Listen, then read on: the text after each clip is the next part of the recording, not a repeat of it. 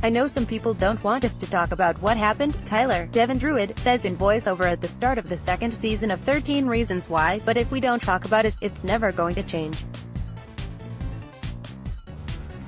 So it's important for everyone to understand how it all happened. The whole story. This is the very first thing viewers of the new season will hear. Well, second, if you include the new trigger warning video featuring members of the cast that plays ahead of the premiere. But the warning and monologue are intertwined, because they're ultimately about the same thing. The warning acknowledges that while Netflix's mega-hit series was well received in its first season, it also drew plenty of controversy over how it treated its sensitive subject material, suicide, sexual assault, drug abuse and so on. But Tyler's monologue, which we soon learn is delivered from the witness stand, is a defense of Season 2's very existence. Yes, the creators, including showrunners Brian Yorkey and Meters and Diana Sun, know of the criticisms. Yes, they know there are questions as to why a Season 2 even needed to happen. But their argument is that the season is necessary, important, even.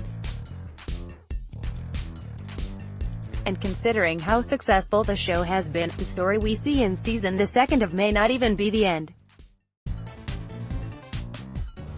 The trial in question, which has compelled troubled gun aficionado Tyler's testimony, is a lawsuit against Liberty High School by the parents of late student Hannah Baker, Catherine Langford. Hannah's tapes explaining why she committed suicide provided the narrative arc of Season 1, with each tape focused on a different person in Hannah's life. The trial serves the same function this season, with each episode centering on a particular witness's testimony. The result is something of an inverse of the first season. Instead of Hannah's voice on the tapes, we hear the other students, teachers and her parents. They open up parts of the story we didn't hear in Season 1, though we're left to decide on our own if we trust them as our narrators. Reversing the narrative doesn't do much to change the core of the series, though. The strengths, the diverse cast, intriguing mystery, remain the same, while the weaknesses, an exploitative edge, inconsistent characterization, have failed to resolve themselves. What is new and improved, however, is Dylan Minnetta's Clay Jensen.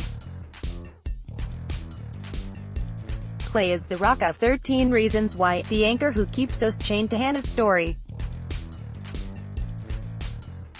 No matter whether we disagree with Hannah's actions, get frustrated with the treatment of rapist baseball player Bryce Walker, Justin Prentice, or would perhaps rather follow the complex, challenging story of survivor Jessica Davis, Alicia Bowe, Clay keeps us on track.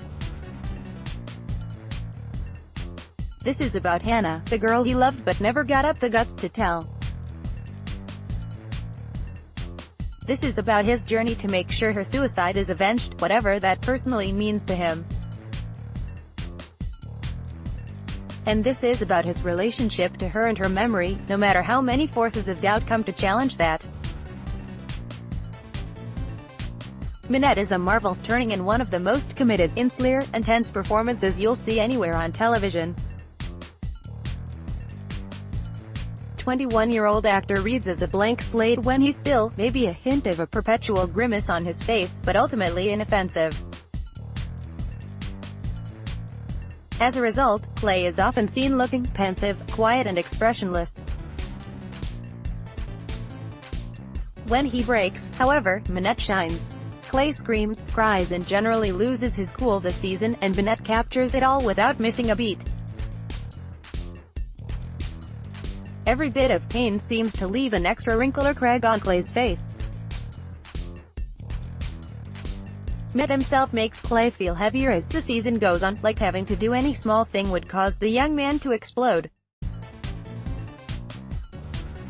Minette plays Clay as a teen on the verge of a nervous breakdown, and you can't take your eyes off him. A good deal of the cast is good this season, particularly Kate Walsh as Hannah's grieving but furious mother Olivia, but Minette stands above the pack. He gives a tour de force performance that goes a long way to making 13 Reasons Why's second season feel worth the drama. Are there still concerns with how it handles suicide? Absolutely. Could the show continue to be more deft with how it handles sexual assault? Yes, although there has been some improvement, largely in how the series centers women in these stories more. Ultimately, for a show as sensitive as this, the viewer's comfort plays a huge part. For some, it will likely be too much.